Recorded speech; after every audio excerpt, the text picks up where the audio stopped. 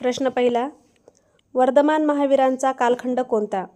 उत्तर आहे इसवी सन पूर्व 599 ते इसवी सन पूर्व 527. प्रश्न दुसरा, बिहार या राज्यामध्ये कोणते महाजनपद होते?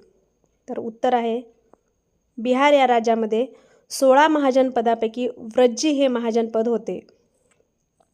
प्रश्न तिसरा, वर्धमान महावीर यांचा जन्म कोठे झाला? उत्तर आहे वैशालीनगरमधील कुंडग्राम येथे झाला. प्रश्न चौथा, वर्धमान महावीरांच्या पित्याचे नाव काय होते? उत्तर आहे सिद्धार्थ. प्रश्न पाचवा, वर्धमान महावीरांच्या आईचे नाव काय होते? उत्तर आहे त्रिशला. प्रश्न सहावा, वर्धमान महावीरांनी 12.5 वर्ष तपश्चर्या केल्यानंतर त्यांना जी ज्ञान प्राप्ती झाली त्याला काय म्हणतात? वर्धमान महावीरांनी